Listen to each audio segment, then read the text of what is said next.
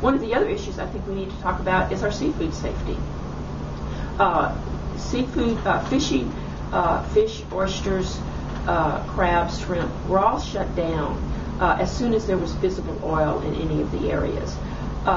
It's easier to shut down something than it is to reopen it. So the process for reopening the fishing has been quite extensive. And Louisiana, as well as FDA and our other coastal states, have developed a very robust seafood monitoring plan. It starts where we look physically for physical oil. If there's no physical oil, then there's actually what we call sensory analysis, or sniffing.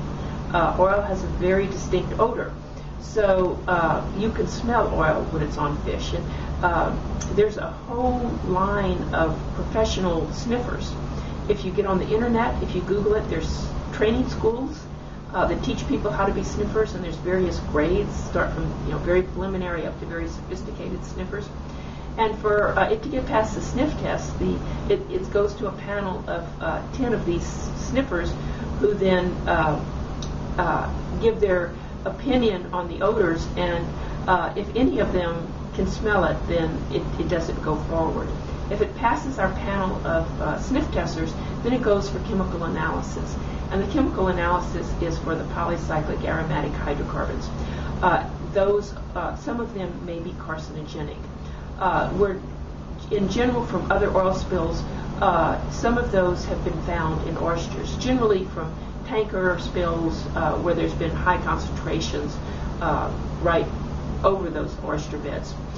They leach out over time because the oysters will metabolize them and break them down, but nonetheless, because of that potential.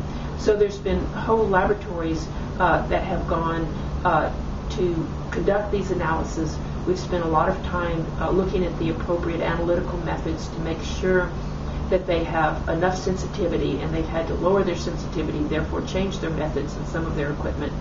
And we've looked at what are the PAHs that are present in the Louisiana sweet crude. There's not as many present as they are in some of the heavier crudes, and they tend to be methylated. So we have to make sure that our analysis will pick up what's there. And so there's been a very robust monitoring plan, enhancement of laboratory capability to measure these things. And just recently, the commercial seafood has been opened up again.